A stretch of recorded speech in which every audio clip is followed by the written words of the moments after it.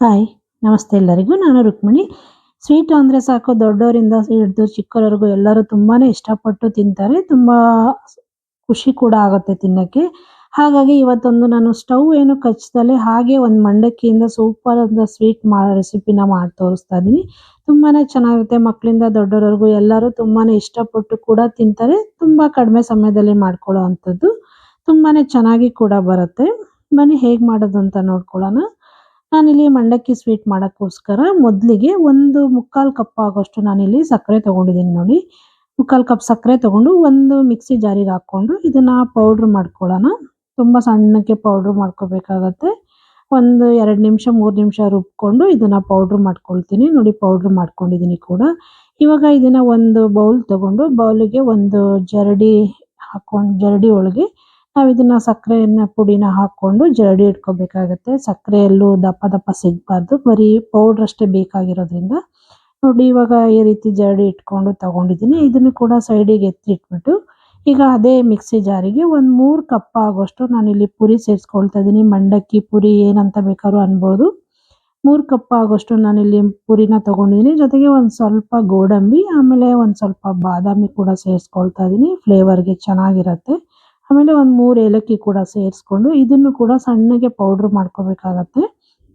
Powder ಮಾಡ್ಕೊಂಡಿದ್ದೀನಿ ಕೂಡ. ಒಂದು 2 ಸಲ ನಾನು ಜರಡಿ ಇಟ್ಕೊಂಡು ಈ ಥರ ಪೌಡರ್ ಮಾಡಿ ತಗೊಳ್ತೀನಿ. ಇದನ್ನು ಕೂಡ ಚೆನ್ನಾಗಿ ಜರಡಿ ಇಟ್ಕೊಂಡು ಒಂದು ತಟ್ಟೆಲಿ ಹಾಕ್ಕೊಂಡು ನೀಟಾಗಿ ಜರಡಿ ಮಾಡಿ ತಗೊಳ್ತೀನಿ ಕೂಡ ನೋಡಿ. ಈ ರೀತಿ ಎರಡನ್ನೂ ಕೂಡ ಜರಡಿ ಮಾಡಿ ತಗೊಂಡಿದ್ದೀನಿ. ಸಕ್ಕರೆ ಮತ್ತೆ ಮಂಡಕ್ಕಿ ಎರಡನ್ನೂ ಜರಡಿ ಮಾಡಿ ತಗೊಂಡಿದ್ದೀನಿ. ನೋಡಿ ಎಷ್ಟು ಚೆನ್ನಾಗಿ ಬಂದಿದೆ. ಈ ರೀತಿ ಪೌಡರ್ ಬರಬೇಕು.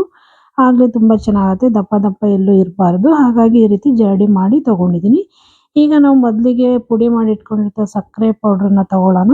ಇದಕ್ಕೆ ನಾನಿಲ್ಲಿ ಒಂದು 3/4 ಕಪ್ ಆಗುವಷ್ಟು ಸಾರಿ 1/4 ಕಪ್ ಆಗುವಷ್ಟು ನಾನಿಲ್ಲಿ ಹಾಲಿನ ಪೌಡರ್ ಸೇರಿಸ್ಕೊಳ್ತಾ ಇದ್ದೀನಿ ಇದಕ್ಕೆ. ಇದೆರಡನ್ನೂ ಒಂದ್ಸಲ ಮಿಕ್ಸ್ ಮಾಡ್ಕೊಳ್ಳೋಣ. ಹಾಲಿನ ಪೌಡರ್ ಹಾಕಿದ್ರೆ ಒಂದು ಒಳ್ಳೆ ಫ್ಲೇವರ್ ಬರುತ್ತೆ. ತುಂಬಾ ಚೆನ್ನಾಗಿ ಕೂಡ ಇರುತ್ತೆ. ಎರಡನ್ನೂ ಚೆನ್ನಾಗಿ ಮಿಕ್ಸ್ ಮಾಡ್ಕೊಂಡಿದ್ದಾದ್ಮೇಲೆ 1 ಗ್ಲಾಸ್ ಹಾಲಲ್ಲಿ 3/4 ಗ್ಲಾಸ್ ಆಗುವಷ್ಟು ಹಾಲನ್ನ ತಗೊಂಡಿದ್ದೀನಿ. ನೋಡಿ ಈಗ ಹಾಲನ್ನ ಇದಕ್ಕೆ ಸೇರಿಸ್ಕೊಂಡು ಚೆನ್ನಾಗಿ ಮಿಕ್ಸ್ ಮಾಡ್ಕೋಬೇಕು. ಒಂದೊಳ್ಳೆ ಕ್ರೀಮಿ ಸ್ಟ್ರಕ್ಚರ್ ಬರಬೇಕು. ಅಲ್ಲಿವರೆಗೂ ಇದನ್ನ ಚೆನ್ನಾಗಿ ಮಿಕ್ಸ್ ಮಾಡ್ಕೋಬೇಕಾಗತ್ತೆ. ಒಂದು 2 ರಿಂದ 3 ನಿಮಿಷ ಒಂದಕ್ಕೊಂದು ಚೆನ್ನಾಗಿ ಹೊಂದ್ಕೊಂಡು ಒಳ್ಳೆ ಕ್ರೀಮ್ ಥರ ಆಗಬೇಕು. ಅಲ್ಲಿವರೆಗೂ ಇದನ್ನ ಮಿಕ್ಸ್ ಮಾಡ್ಕೊಂಡಿದ್ದೀನಿ. ನೋಡಿ 3/4 ಗ್ಲಾಸ್ ಅಷ್ಟು ಹಾಲು ಅಷ್ಟೇ ತಗೊಂಡಿದ್ದೀನಿ. 1/4 ಗ್ಲಾಸ್ ಹಂಗೆ ಉಳಿಸಿದ್ದೀನಿ ಕೂಡ. ಇವಾಗ ನೋಡಿ ಇದು ಕೂಡ ಕ್ರೀಮ್ ಥರ ಚೆನ್ನಾಗಿ ರೆಡಿ ಆಗಿದೆ. ಇವಾಗ ನಾವು ಪೌಡರ್ ಮಾಡಿ ಇಟ್ಕೊಂಡಿದ್ವಲ್ಲ ಮಂಡಕ್ಕಿ ಇದನ್ನ ಸೇರಿಸ್ಕೊಳ್ಳೋಣ. ಸ್ವಲ್ಪ ಒಂದು ಅರ್ಧ ಸೇರಿಸ್ಕೊಳ್ತೀನಿ. ಸೇರಿಸ್ಕೊಂಡು ಸ್ವಲ್ಪನೇ ಹಾಕ್ಕೊಂಡು ಇದನ್ನ ಇದ್ರ ಜೊತೆಗೆ ಮಿಕ್ಸ್ ಮಾಡ್ಕೋಬೇಕಾಗತ್ತೆ.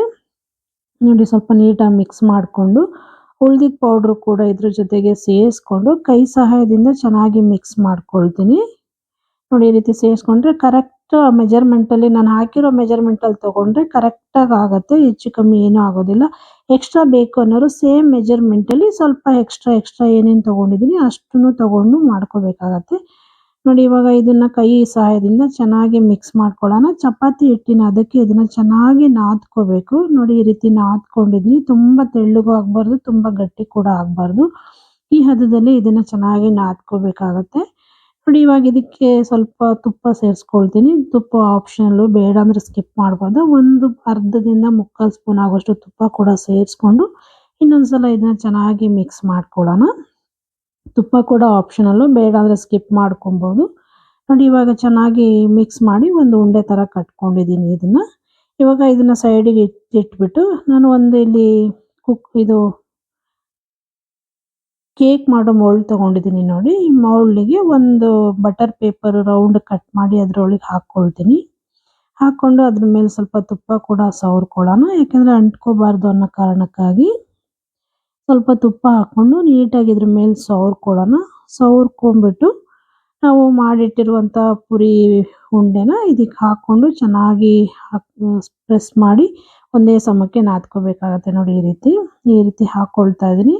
ಹಾಕ್ಕೊಂಡು ಚೆನ್ನಾಗಿ ಇದನ್ನ ಸುತ್ತ ಸ್ಪ್ರೆಡ್ ಮಾಡ್ಕೊಳ್ಳೋಣ. ಸ್ಕ್ವಯರ್ ಇರೋದು ತಗೊಂಡ್ರೆ ಇನ್ನೂ ಚೆನ್ನಾಗಿರುತ್ತೆ. ನನ್ನ ಮನೇಲಿ ರೌಂಡ್ ಇರೋದೇ ಇತ್ತು ಮೋಲ್ಡು, ಹಾಗಾಗಿ ಅದನ್ನೇ ತಗೊಂಡಿದ್ದೀನಿ. ನೋಡಿ ಚೆನ್ನಾಗಿ ಸ್ಪ್ರೆಡ್ ಮಾಡಿ ನೀಟಾಗಿ ಪ್ರೆಸ್ ಮಾಡಿ ತಗೊಂಡಿದ್ದೀನಿ. ಇವಾಗ ಇದು 1 ಅವರು ತೆಗೆದು ರೂಮ್ ಟೆಂಪ್ರೇಚರಲ್ಲಿ ಎತ್ತಿಟ್ಬಿಡೋಣ. ನೋಡಿ 1 ಅವರ್ ಆಗಿದೆ, ತೆಗೆದು ತೋರಿಸ್ತಾ ಇದ್ದೀನಿ. ತುಂಬ ಚೆನ್ನಾಗಿ ಬಂದಿದೆ. ತುಂಬ ಸೂಪರಾಗಿ ಕೂಡ ಬಂದಿದೆ. ನೋಡಿ ಚೆನ್ನಾಗಿ ಗಟ್ಟಿಯಾಗಿದೆ ಕೂಡ. ಈಗ ಚಾಕು ಸಹಾಯದಿಂದ ಸೈಡನ್ನೆಲ್ಲ ಹಾಗೆ ನೀಟಾಗಿ ಬಿಡಿಸ್ಕೊಳ್ಳೋಣ. ಬಿಡಿಸ್ಕೊಂಡು ಒಂದು ತಟ್ಟೆ ತಗೊಂಡು ಆ ತಟ್ಟೆ ಮೇಲೆ ಹಾಕೊಳ್ತಾ ಇದ್ದೀನಿ ನೋಡಿ. ಇಷ್ಟೇ, ಇದು ಸೂಪರ್ ಆಗಿ ರೆಡಿ ಆಗತ್ತೆ. ಹಿಂಗ್ ತಟ್ಕೊಂಡ್ರೆ ಸಾಕು, ಅದು ಬಂದ್ಬಿಡುತ್ತೆ ಆಚೆ. ತುಂಬಾ ಸಾಫ್ಟ್ ಆಗಿ ಸೂಪರ್ ಆಗಿ ರೆಡಿ ಆಗುತ್ತೆ ನೋಡಿ. ಗ್ಯಾಸ್ ಏನು ಹಚ್ಚದಲೇ ಹಾಗೆ ಮಾಡ್ಕೋಬಹುದು. ಗ್ಯಾಸ್ ಹಚ್ಬೇಕು ಅನ್ನೋ ಅವಶ್ಯಕತೆ ಇಲ್ಲ. ಸಣ್ಣ ಮಕ್ಕಳು ಕೂಡ ಈ ರೀತಿ ಮಾಡ್ಕೋಬಹುದು. ದೊಡ್ಡವರಿಂದ ಹಿಡಿದು ಸಣ್ಣವರವರೆಗೂ ಎಲ್ಲರೂ ಕೂಡ ತುಂಬಾನೇ ಇಷ್ಟಪಟ್ಟು ತಿನ್ಬಹುದು. ಟೇಸ್ಟ್ ಕೂಡ ಅಷ್ಟೇ ಡಿಫ್ರೆಂಟ್ ಆಗಿ ಬರುತ್ತೆ. ನೋಡಿ, ಇವಾಗ ನಮ್ಗೆ ಯಾವ ಶೇಪ್ ಬೇಕು ಆ ಶೇಪ್ಗೆ ನಾನು ಇದನ್ನ ಕಟ್ ಮಾಡ್ಕೊಳ್ತೀನಿ. ನಾನು ಸ್ಕ್ವಯರ್ ಅಲ್ಲೇ ಕಟ್ ಮಾಡ್ಕೊಂಡು ತಗೊಳ್ತಾ ಇದ್ದೀನಿ. ತುಂಬಾನೇ ಚೆನ್ನಾಗಿ ಬರುತ್ತೆ. ಗ್ಯಾಸ್ ಹಚ್ಚೋದೇನು ಬೇಡ. ಹಾಗೇನೆ ಸಿಂಪಲ್ ಆಗಿ ಮಕ್ಕಳಿಂದ ಹಿಡಿದು ದೊಡ್ಡವರವರೆಗೂ ಎಲ್ಲರೂ ಕೂಡ ಮಾಡ್ಕೊಂಡು ತಿನ್ಬೋದು. ತುಂಬಾನೇ ಚೆನ್ನಾಗಿರುತ್ತೆ. ನೀವು ಒಂದ್ಸಲ ಈ ಸ್ವೀಟ್‌ನ ಟ್ರೈ ಮಾಡಿ ನೋಡಿ. ಹೇಗ್ ಬಂತು ಅಂತ ಕಾಮೆಂಟ್ ಮೂಲಕ ತಿಳಿಸಿ. ನೋಡಿ, ಇಷ್ಟೇ ಇದು ಸ್ವೀಟು. ಬೇಕರಿಲೆಲ್ಲ ತಂದು ತಿನ್ನೋಕ್ಕಿಂತ ಮನೇಲೇ ಈ ರೀತಿ ಸಿಂಪಲ್ ಆಗಿ ತಕ್ಷಣಕ್ಕೆ ಮಂಡಕ್ಕಿ ಇತ್ತು ಅಂದ್ರೆ ಸಾಕು, ಈ ರೀತಿ ಮಾಡ್ಕೋಬಹುದು. ಸಖತ್ತಾಗಿ ಬರುತ್ತೆ. ಟೇಸ್ಟ್ ಕೂಡ ತುಂಬಾನೇ ಚೆನ್ನಾಗಿ ಬರುತ್ತೆ.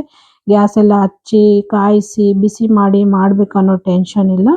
ಡೈರೆಕ್ಟ್ ಆಗಿ ಸಿಂಪಲ್ ಆಗಿ ಒಂದು 15 ನಿಮಿಷದಲ್ಲೆಲ್ಲ ಮಾಡ್ಕೋಬಹುದು. ತುಂಬಾನೇ ಚೆನ್ನಾಗಿರುತ್ತೆ. ನೀವು ಒಂದ್ಸಲ ಈ ವಿಧಾನದಲ್ಲಿ ಟ್ರೈ ಮಾಡಿ. ಈ ಸ್ವೀಟ್, ಮಂಡಕ್ಕಿ ಸ್ವೀಟ್ ನಿಮ್ಗೆಲ್ಲ ಇಷ್ಟ ಆಯ್ತು ಅನ್ಕೊಳ್ತೀನಿ. ಇಷ್ಟ ಆದ್ರೆ ದಯವಿಟ್ಟು ಶೇರ್ ಮಾಡಿ, ಲೈಕ್ ಮಾಡಿ, ಸಬ್ಸ್ಕ್ರೈಬ್ ಮಾಡ್ಕೊಳ್ಳಿ. ಹಾಗೆ ಪಕ್ಕದಲ್ಲಿರೋ ಬೆಲ್ ಐಕಾನ್ ಕೂಡ ಕ್ಲಿಕ್ ಮಾಡಿ ಅಂತ ಕೇಳ್ಕೊಳ್ತೀನಿ. ನೆಕ್ಸ್ಟ್ ವಿಡಿಯೋ ಹಾಕೋವರೆಗೂ ಥ್ಯಾಂಕ್ ಯು ಫಾರ್ ವಾಚಿಂಗ್.